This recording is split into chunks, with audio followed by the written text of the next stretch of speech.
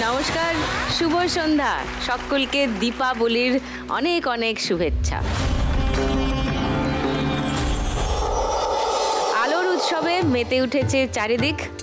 অন্ধকারকে দূর করে আলোয় আসার উৎসব দীপাবলি।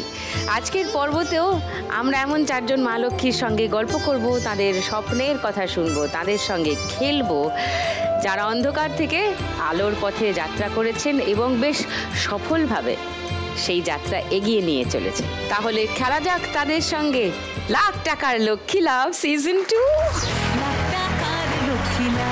ডেকে নিয়ে আজকের চারজন মা লক্ষ্মীকে, প্লিজ ওয়েলকাম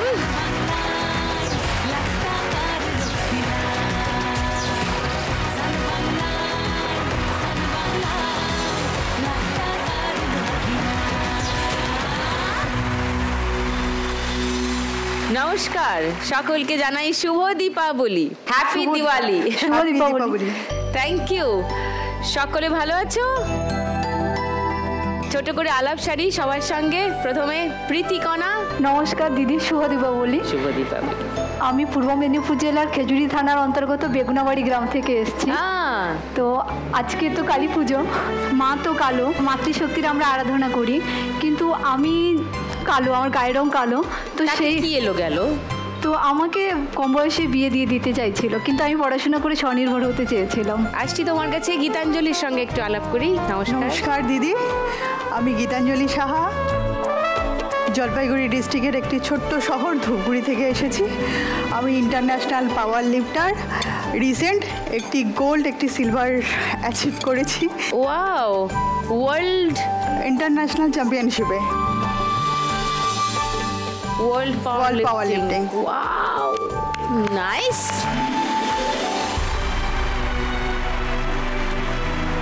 আসছি তোমাদের সবার সঙ্গে আবার ভালো করে আলাপ করব।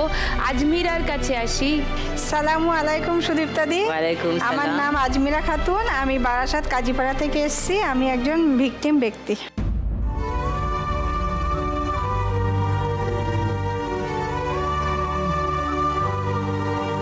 এখন তুমি ঠিক আছো তো?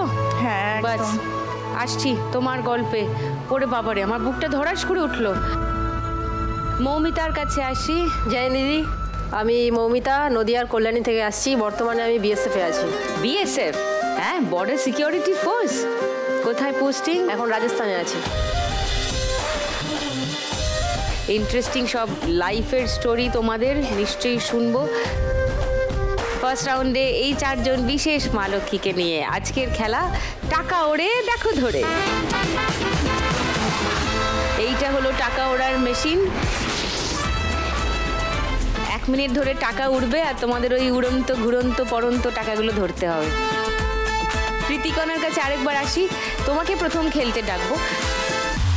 শুরুতেই বললে যে মা কালীকে পুজো করা হয়, মায়ের রঙও কালো, কিন্তু তোমার রং কালো বলে তোমার জীবনে অনেক রকম সমস্যা দেখা দিয়েছে। পারিবারিক সমস্যা বললে, যেটা হচ্ছে যে আমি যেহেতু কালো ছিলাম আর পড়াশোনাতে খুব একটা ভালো ছিলাম না, আর আমার বাড়ি হচ্ছে একদম প্রত্যন্ত গ্রামে, ফলে আমাদের গ্রামের লোকজন ভাবে যে কালো আবার পড়াশোনাতেও খুব ভালো নয়, তাহলে ওকে পড়িয়ে কী লাভ, ও তো চাকরি বাকরি পাবে না। কেন, কালোর সঙ্গে চাকরির কি সম্পর্ক? না, সঙ্গে তো পড়াশোনায় ভালো নই। সেই জন্য হচ্ছে আমি যখন উচ্চ মাধ্যমিক দিলাম, তখন থেকে আমার জন্য ছেলে দেখা শুরু হয়ে যায় এবং রীতিমতো আমাকে ছেলে দেখতে আসতো বাড়িতে। কিন্তু আমার খুব ইচ্ছে ছিল যে আমি পড়াশোনা করে স্বনির্ভর হব, তো আমি সেটার এগেনস্টে এসেছিলাম। যদিও আমার সঙ্গে আমার বাবা মা ছিল, আমার গ্রামেই ওখানে গ্র্যাজুয়েশন কমপ্লিট করি। তারপরে আমার ইচ্ছে ছিল আমি ল নিয়ে পড়াশোনা করব। আমি শান্তিনিকেতনে ল পড়তে আসি, ওখানে 5 বছর এলএলবি করি। এলএলবি করতে করতেই ওখানে আপনাকে আমার বলা হয়নি, মানে আমি পেশায় একজন গবেষক, নেশায় সমাজকর্মী। আচ্ছা, কি নিয়ে গবেষণা করছো? আমি হচ্ছে ট্রাইবাল মডেল ভিলেজ, আচ্ছা, একটা স্বনির্ভর আদিবাসী গ্রাম কি করে বানানো যায়। আচ্ছা, কোথায় বানাচ্ছো এই গ্রামটা? বীরভূমের ইলামবাজারের পাশে গোপালনগর বলে একটি গ্রাম আমি দত্তক নিয়েছি এবং দত্তক নিয়ে সেই গ্রামটার মানে সামগ্রিক উন্নয়নের কাজ করছি আমি। তো সেই গল্পটাই আমি আজকে বলতে চাই। বলো। তো আমার ভেতরে আরও জেদ চেপে গিয়েছিল যে না, আমি কিছু করে দেখাবো, আমাকে নিজের পায়ে দাঁড়াতে হবে, না হলে তো আমার মতো আরও অনেক মেয়ে আছে যারা পড়াশোনা করতে চায়, গায়ের রং কালো, তাহলে তারা এগোতে পারবে না। আমি যেই কলেজে পড়তাম সেই কলেজটা যেতে হতো মানে একটা গোপালনগর বলে একটা বাস স্ট্যান্ডে নামতে হতো, বাস স্ট্যান্ড থেকে নেমে একটা আদিবাসী পাড়ার মধ্যে দিয়ে আমার কলেজ যেতে হতো হেঁটে। আর সেই পাড়াতে আমি যখন কলেজ যেতাম প্রত্যেক দিন আমি দেখতাম যে বাচ্চারা খেলে বেড়াচ্ছে, ওরা স্কুলে যাওয়ার টাইমে স্কুলে যাচ্ছে না, মা বাবারা কাজে চলে যাচ্ছে, ফলে ওদেরকে বলার মতো কেউ ছিল না যে তোরা স্কুলে যা, পড়, তোদেরকে পড়তে হবে। ওইটা আমাকে খুব ভাবাতো। তখন আমি 2020 সালে সেপ্টেম্বরের আমি আগস্টে যোগাযোগ করি ওই গ্রামে। 10-11 দিন ধরে আমি ওই পাড়াতে যাই, প্রত্যেক দিনই যাচ্ছি, গ্রামের লোককে বোঝাচ্ছি, কিন্তু কেউ আমাকে পাত্তা দিচ্ছে না। আর আমরা সবাই জানি যে আদিবাসী লোকজন ওদের কমিউনিটির বাইরের লোকজনকে খুব একটা ভালো চোখে দেখে না। 11 দিনের দিন আমাকে ওখানে পড়াতে দেয় এবং এমন একটা জায়গাতে পড়াতে দিয়েছিল যাতে আমাকে চোখে চোখে রাখা যায়। আমি 10-11টা বাচ্চা দিয়ে শুরু করেছিলাম পড়ানো। ওরা আমাকে বাচ্চা চোর ভাবতো। বাচ্চা চোর? হ্যাঁ, আমাকে ওরা বাচ্চা চোর ভাবতো।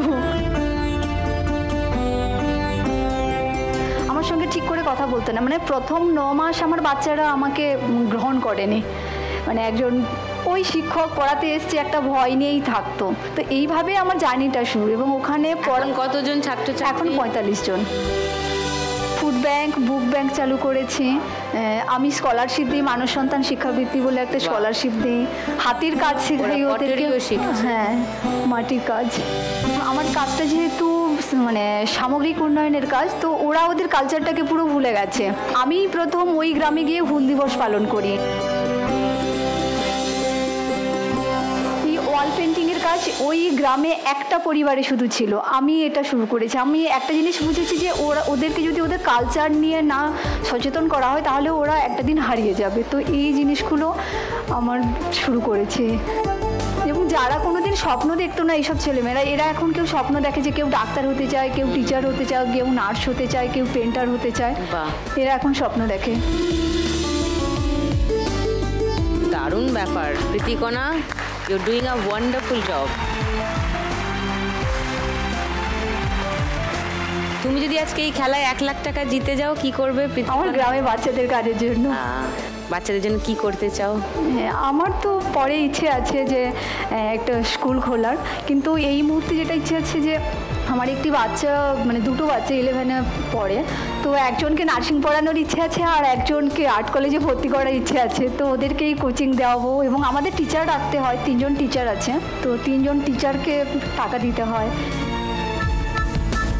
চলো ফার্স্ট রাউন্ডটা খেলি, এসো।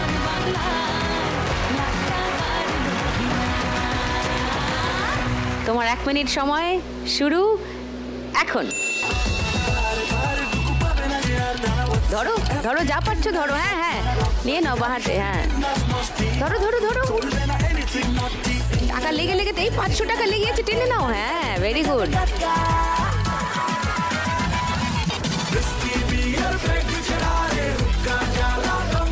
মুঠো করে ধরো গুলো। হ্যাঁ হ্যাঁ হ্যাঁ, ধরতে থাকো, হাতে ধরে রাখো, ধরে রাখো, পড়ে যাচ্ছে। টেনে নাও। ওপর থেকে পড়ছে, ওপর থেকে পড়ছে। ধরো ধরো ধরো ধরো। হাতটা ঢোকাতেই পারেনি। ঢুকিয়ে রাখো, হাত ঢুকিয়ে রাখো, বার করো না।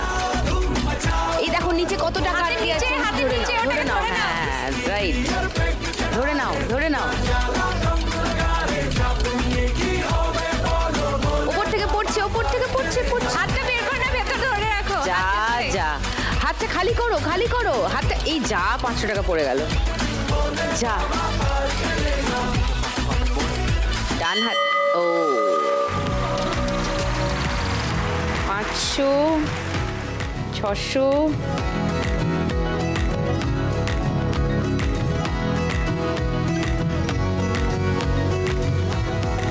4000, 4000, 20, 40, 60, 70, 4070। ওয়াও!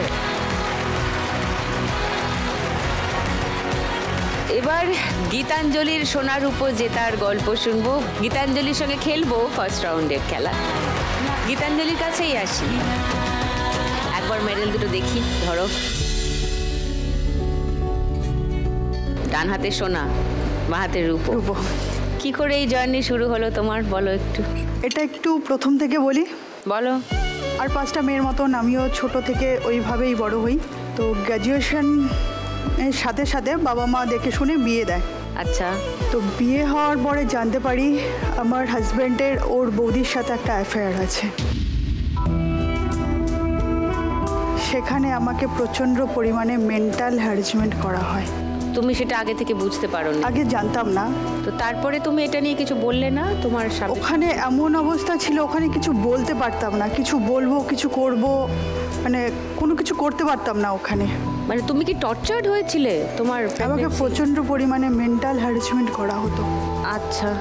আমার হাজব্যান্ড এরকমও বলতো যে বাড়ি থেকে 20 লক্ষ টাকা আর বাড়িটা লিখে নাও, তাহলে চিন্তা করে দেখবো যে ভালোবাসা যায় কিনা।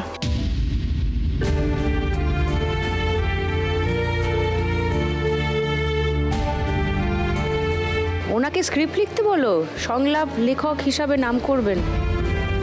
এটা কেউ বলতে পারে কোনো মানুষ তার স্ত্রীকে? আসলে ওদের বাড়ির মানে প্রয়োজন ছিল শুধু একটি কাজের লোকের, যে কোনো কথা বলবে না, চুপচাপ সব অত্যাচার সহ্য করে যাবে। শেষ পর্যন্ত বাবা মার কথা চিন্তা করে, ভাইয়ের কথা চিন্তা করে ওখান থেকে বেরিয়ে আসি। কিন্তু বেরিয়ে এসেও তো আমার ফিজিক্যাল কন্ডিশন আর মেন্টাল কন্ডিশন খুব একটা ভালো ছিল না। তখন ডাক্তার বলে যে কোনো একটা ফিজিক্যাল অ্যাক্টিভিটি করার জন্য। তো তখন আমার বাড়ির খুব কাছে একটি জিমে মা ভর্তি করিয়ে দেয়। তো ওখানে ফুল প্র্যাকটিস করিয়ে আমার হাতের দুটো যে হাড় আছে সেখানে একটা গ্যাপ করে দেয়। তো এই হাড়টা দিয়ে এক গ্লাস জলও তুলতে পারতাম না। লাস্টে ধূপগুড়ি থেকে শিলিগুড়ি যাই ডক্টর দেখাতে। তো ওই ডক্টর বলল এটা তো মেডিসিনে ঠিক হবে না, এটা এক্সারসাইজের দ্বারা ঠিক হবে এটা। তখন ডাক্তারের সোর্সে আমার কোচের সাথে পরিচয় হয়, কোচের সাথে কন্ট্যাক্ট করি। সেই কোচ আমার শুধু হাত ঠিক করে দেয়নি, আমার লাইফটাকেও চেঞ্জ করে দিয়েছে। Oh, so you are an accidental power lifter. যোগাযোগ হয়েছিল অন্য কারণে, ঠিক করতে গিয়ে you became a power lifter. Wow, এ তো দারুণ গল্প গীতাঞ্জলি,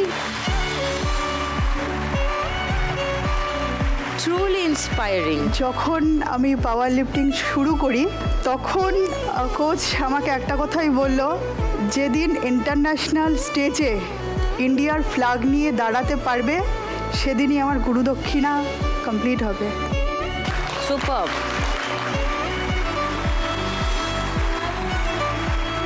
কোচ এসছেন আজকে? হ্যাঁ, উনি এসছেন। কোথায়? ও, নমস্কার। আমার দ্বিতীয়বার জন্ম দিয়েছে আমার কোচ। আর কত বছর হলো এটা করছো? 2022 থেকে আমার পাওয়ার লিফটিং প্র্যাকটিস শুরু। ওই জার্নিটা শুরু 2022-এর লাস্টের থেকে। এটা কোথায়? এটা নেপাল, কাঠমান্ডু। আচ্ছা, একটি গোল্ড একটি সিলভার। বাহ।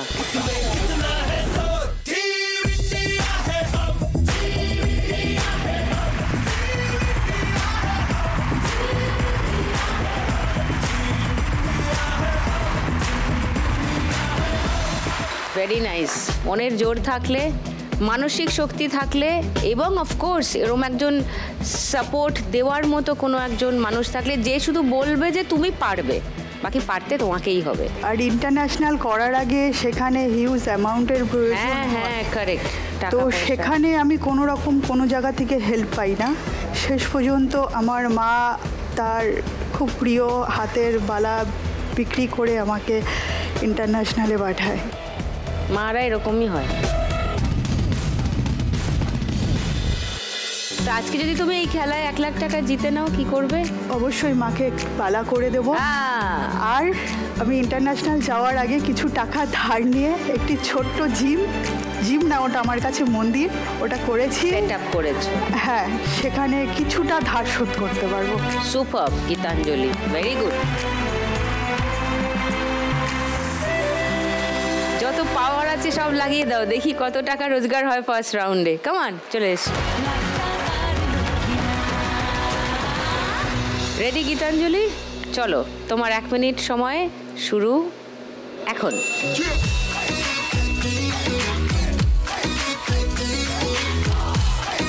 হ্যাঁ,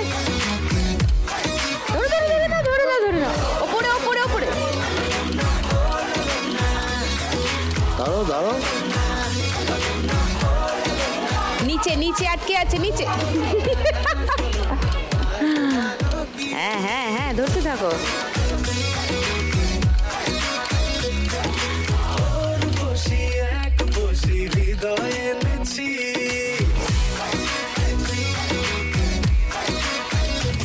নিচ থেকে উঠছে, উপর থেকে পড়ছে, ধরো।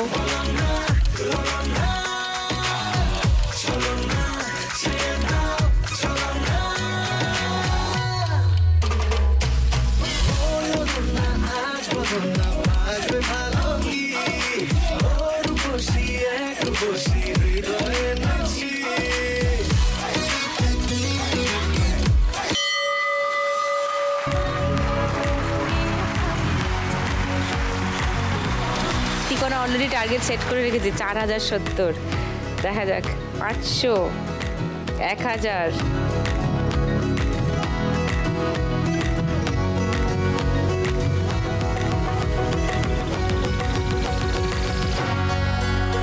চার 4020, 4070-এর কাছাকাছি চলে এসছি আমরা।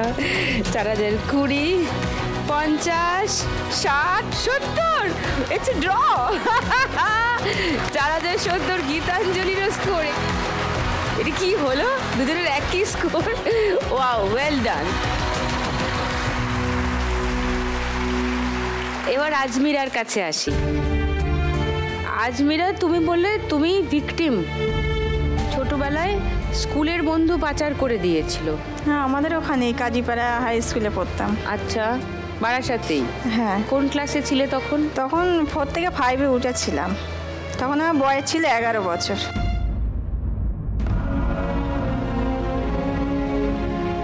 তখন আমি স্কুলে আসা যেমন বান্ধবী হয় তেমনই বান্ধবী ছিল। তার দিদি আর কি এরকম মেয়েকে পাচার করতো। তুমি জানতে সেটা? না না, আমি জানতাম না। তা আমাকে বলে, আজমিরা চলো না আমাদের বাড়িতে। তা আমি মাকে একদিন বলি, মা যাব? তা মা বলছে যাও, দিনে ফিরে আসবে, সন্ধ্যের আগে যেন ফিরে আসা হয়। তারপরে আমি গেলাম ওদের বাড়িতে। ওদের বাড়িতে যথারীতি গিয়ে দেখি যে অনেকটা 4-5টা বেটা ছেলে আছে, ওর দিদি আছে এবং ও আছে। আমার গ্লাসে করে কোল্ড ড্রিঙ্কসটা দিয়েছে। দেওয়ার পর আমি খেয়েছি। খাওয়ার পর আমার মাথা টাথা কেমন হচ্ছে, আমি ওদের বাড়িতে বিছানায় শুয়ে পড়েছি। ও কিছু মেশানো ছিল তার ড্রিঙ্কে।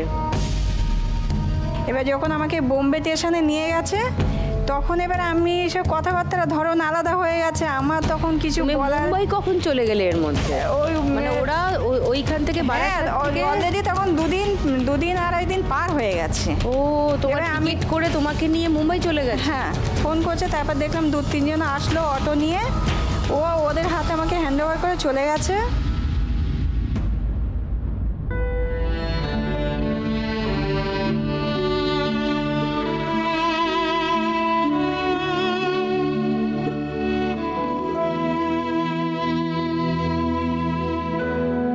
বান্ধবীকে বলছি যে ওখানেই কাক মেয়ে। আমি বলছি আমি তো এইসব আর সহ্য করতে পারছি না, আমি এখানে থাকবো না। তা বলছে আমরা 3 বছর আছি, তুমি পুলিশ আসবে, পুলিশের সঙ্গে চলে যাবে।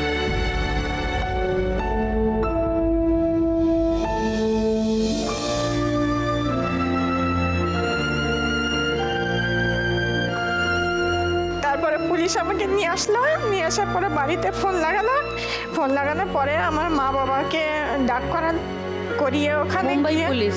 হ্যাঁ, বাবা মাকে আবার ফের ডাক করালো, ওদের হাতে তুলে দিল। বাড়ি আসার পরে অনেক মানে টর্চার সহ্য করতে হচ্ছে, গ্রামের লোকেরা বলছে, কিন্তু আমার বাবা মা হাল ছাড়েনি। তারপরে মা বাবা কি করলো, স্কুলে আবার ভর্তি করে দিল আমাকে। ভর্তি করার পর আমি ক্লাস 9 পর্যন্ত ওখানে পড়লাম। আর আমি মানে ছোট থেকে মার হাতের কাজ করতাম, আমি দেখে দেখে শিখতাম। আমি অনেক হাতের কাজও জানি। করার পরে কিছুটা মেয়ে ওই হাতের কাজ দেখে আমার কাছে আস্তে আস্তে ওই কাজ শিখতে আসতো। 15-20 জনাকে নিয়ে আমি কাজ করতাম হাতের কাজ। Very good. তারপরে আমি ওদেরকে নিয়ে এরকম কাজ করতাম। ওই কাজ নিয়ে দেখা গেল আমার 200 টাকা কাজ দিলে আমি ওদেরকে 170 টাকা এরকম বসাতাম। আমারও তো নিজের কিছু ইনকামের দরকার ছিল, সেইটা নিয়ে অনেক কাজও তুলেছিলাম। তুলে এখনও আমি কাজটা করছি। আমার 17 বছরে বিয়ে হয়, আমার এখন একটা ছেলে। বিয়ে করেছো, বাচ্চা হয়েছে, তোমার সংসার আছে, কাজ করছো, অন্যদের কাজ দিচ্ছ, আর ভালো কি হতে পারে? দারুণ ব্যাপার, গুড। আজমিরা, হাততালি হোক একটা আজমিরার জন্য।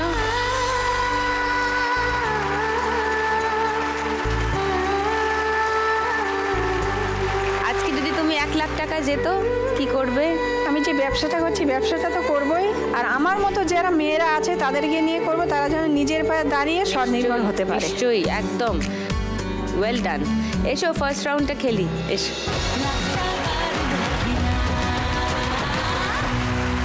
তোমার 1 মিনিট সময় শুরু এখন।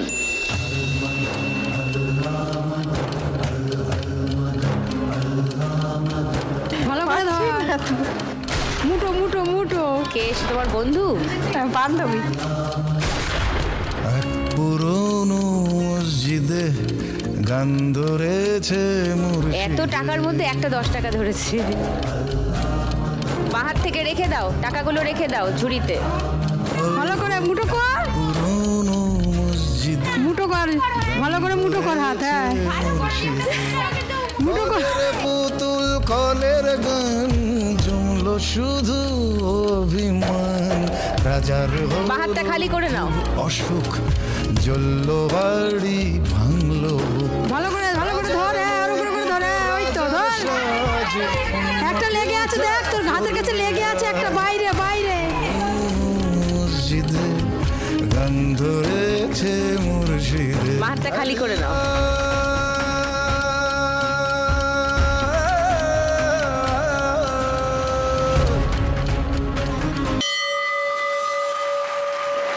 ব্যাস ব্যাস ব্যাস, ঘন্টা পড়ে গেছে। 100, 500, 600, আরো 100।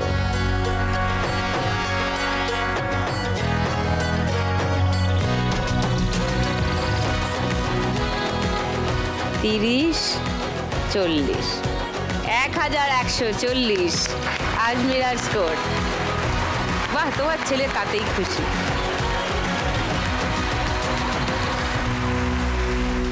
মৌমিতার কাছে আসি এবার। বর্ডার সিকিউরিটি ফোর্সে কি করে জয়েন করলে? খুবই আনইউজুয়াল জার্নি এটা, কিভাবে শুরু হলো? ইচ্ছা ছিল আমার ছোটবেলা থেকেই পুলিশ হবো, ঠিক আছে? মানে এটা আমার ছোটবেলারই ইচ্ছা ছিল। আচ্ছা। কিন্তু আমাদের অনেক সাধারণ পরিবার থেকে আমি বড় হয়েছি, 3 ভাই বোন আমরা। তো বাবা রিক্সা চালিয়ে আমাদেরকে মানুষ করেছে।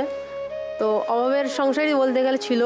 স্কুলের পড়াশোনার জন্য বই খাতা কিনতে পারতাম না, অন্যের থেকে বই নিয়ে পড়তাম। স্কুলে যা নোট লেখাতো সেগুলো নিয়ে পড়াশোনা করেছি।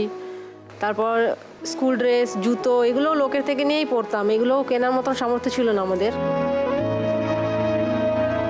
ছোটোবেলা থেকে খেলতে খুব আমি ভালোবাসি, যে খেলাধুলায় ভালো ছিলাম। তো দিদিমণিরা আমাদের খুব ভালোবাসতো আমাকে। তো ওনারা আমাকে খুব ভালো সাহায্য করতো এসব বই খাতা দিয়ে বা স্কুলের কিছু। যখন আমি জোনাল অবধি খেলেছিলাম স্কুলে, তো যখন ন্যাশনাল আমি চান্স পেলাম তখন আমার চিকেন পক্স হয়, তো আমি আর খেলতে যেতে পারিনি।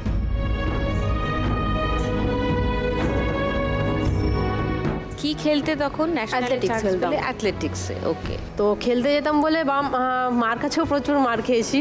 মানে একটা থাকে না সমাজে একটা কোড বানিয়ে দেওয়া আছে, একটা ছেলে একটা মেয়ে খেলবে, ছেলেরা, হ্যাঁ ছেলেরা খেলবে, ছেলেরা সব করবে, মেয়েদের এর একটা কোড বানানো। সেটা ভেঙে আমি এগিয়ে গেছি, নিজে মার খেয়েছি ঠিকই, কিন্তু আমি অনেক এগিয়ে গেছি।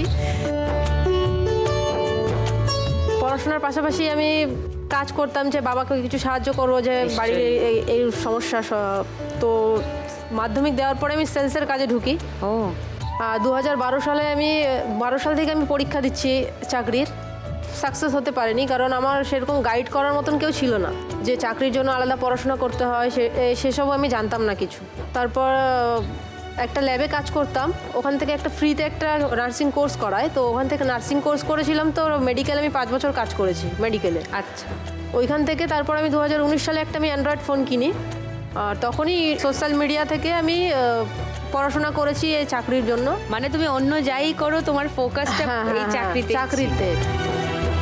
আমার একটাই ফোকাস ছিল যে আমি নিজে কিছু করব, আর আমার একটাই ফোকাস যে বাবা মায়ের জীবনে ছোটবেলা থেকে ওনারা অভাবে থেকেছে, ওনারা জীবনে যেটা পায়নি সেটা আমি ওনাদেরকে দেব। ঠিক।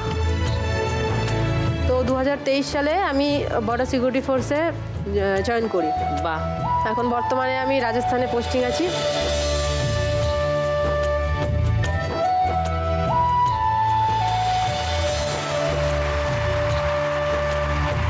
বাবা মা এসছেন আজকে? হ্যাঁ, আজকে এসছেন। নমস্কার। তো বাবা মা এখন গর্বিত তোমাকে হ্যাঁ। নিয়ে? বিশাল গর্বিত দিদি, আমার মেয়ে আমার স্বর্গ লাভ করে দিয়েছে আমাকে।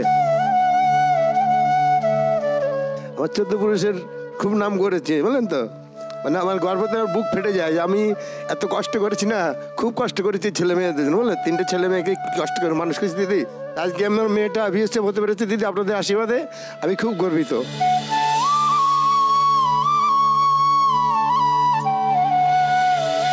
তো আজকে যদি মৌমিতা 1 লাখ টাকা জেতে কি করবে? আমার ইচ্ছা তো আছে একটা বুলেট নেবো, চাকরি পাওয়ার পর ভেবেছিলাম, তো সেটা বাইক? ও, তো একটা বুলেট নেওয়ার ইচ্ছা আছে। আর একটা বাড়িতে ছোট দোকান আছে, ওটা একটু বড় করে দোকান দেবো। হ্যাঁ, কিসের? মুদিখানা দোকান আছে, তো দোকানটা বড়, ওটা বড় করবো। দেখি 4070 টার্গেট আছে, পেরোতে পারে কিনা মৌমিতা। চলে এসো।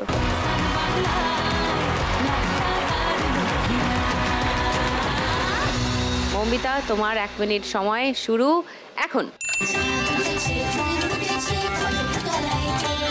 ভালো বেশি করে তাড়াতাড়ি তাড়াতাড়ি তাড়াতাড়ি তাড়াতাড়ি তাড়াতাড়ি তাড়াতাড়ি করো বাবা।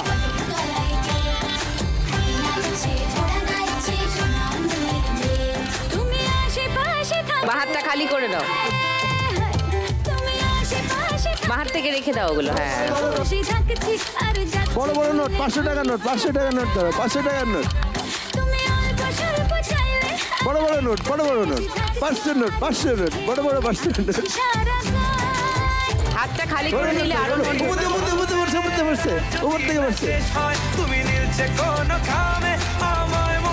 500 মুঠো করে। হয়ে গেছে, ঘন্টা পড়ে গেছে, ঘন্টা পড়ে গেছে। 500, 1000, 610, 20, 30, 40, 4640। ফার্স্ট রাউন্ডে হাইয়েস্ট করে মৌমিতা, ওয়েল প্লে।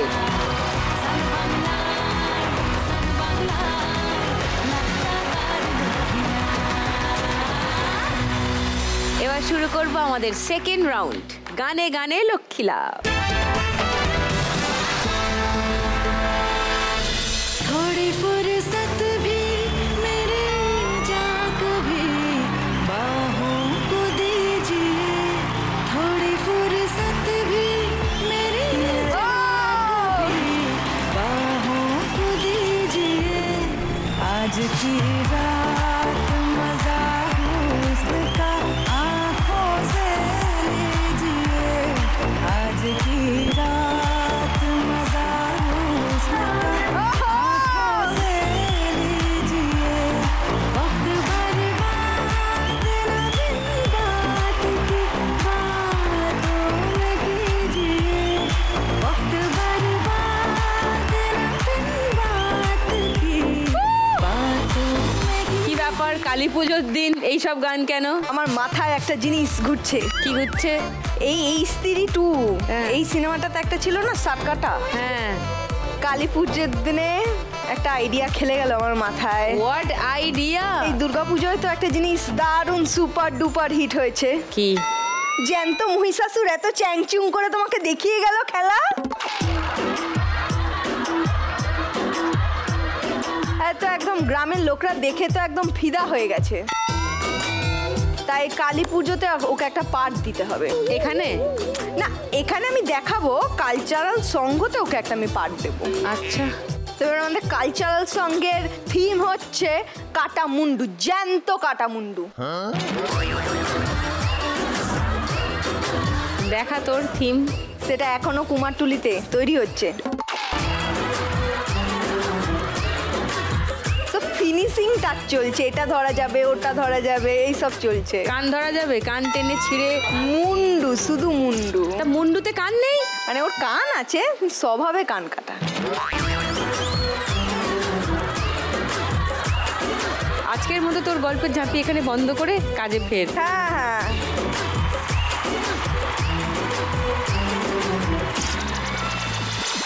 প্রথম গানের জন্য প্রথম হিন্ট 1500 টাকার জন্য শুনবো। সে বিপদ হতে ধরে হাতে মাঝে করিছেন উদ্ধার। কেউ বাজার বাজাচ্ছ? Second clue. ওকে, ফার্স্ট হিন্টে কেউ তাহলে উত্তর দিচ্ছ না, সেকেন্ড হিন্ট শোনাই তাহলে। 1000 টাকার জন্য শুনে নাও। পড়ে সংসার পাকে ঘোর বিপাকে যখন দেখি। বলো প্রীতিকণা। মা আছে আর আমি আছি, ভাবনা কি আছে, ভাবনা কি আর আছে আমার, ভাবনা কি আর আছে আমার। ওকে, লক করবো এই উত্তরটা। 1000 টাকার জন্য লক করলাম প্রীতিকণার উত্তর। কেউ কি প্রীতিকণাকে চ্যালেঞ্জ করছো ওর উত্তরকে? না, শুনে নি গানটা। মা আছে না আর আমি আছি, ভাবনা কি আর আছে আমার। মা আছে না আর আমি আছি, ভাবনা কি আর আছে আমার। 1000 টাকা প্রীতিকণা, 5070 প্রীতিকণার স্কোর।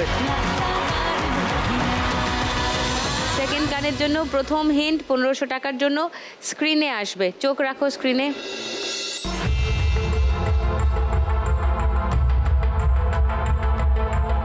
নিচে লেখা আছে দিল দিওয়ানে, আর এরম একটা হাতের ইশারার ছবি আছে। হিন্দি গান হবে বোঝাই যাচ্ছে। বলো মৌমিতা। रुक जा ओ दिल दीवाने, আবার पूछू तू मैं जरा। লক করি এই উত্তরটা।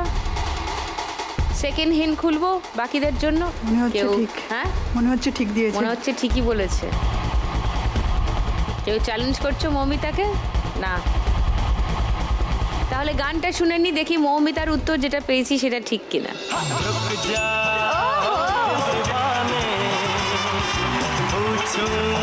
तो मैं जरा हर लड़की है या जादू, खुशबू है या नशा, पास वो आए तो छूके न देखो। 1500 টাকা পেয়ে গেল মৌমিতা। 6140 মৌমিতার স্কোর এখন। প্লিজ ওয়েলকাম কাটা মুন্ডু।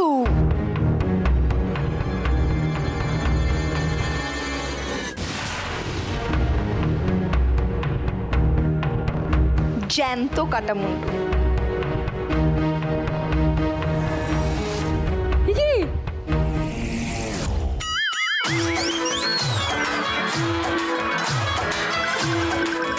চল লাগাবো।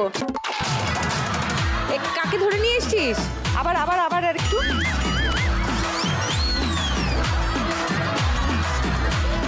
কে আপনি? হ্যাঁ, বেশি সাহস। আমি কাটামুন্ডু। এখানে এসে আমার খুব ভালো লাগছে। পুরো বডিতে আসতে পারলে আমার আরো ভালো লাগতো। আমরা চাইলে তো।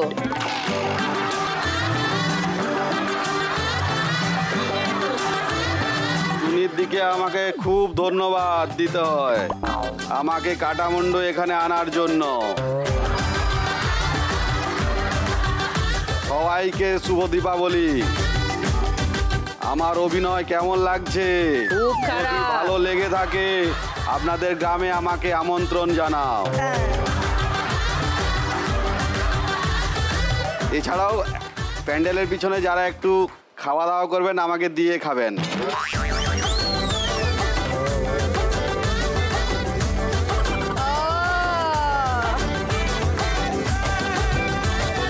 আমি আছি।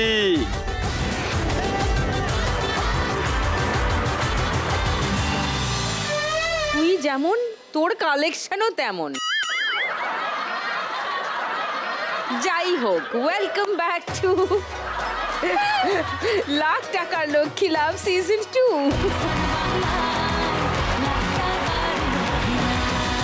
চলো 3 নম্বর গানের জন্য প্রথম হিন্ট 1500 টাকার জন্য অডিও আসছে, শুনবো।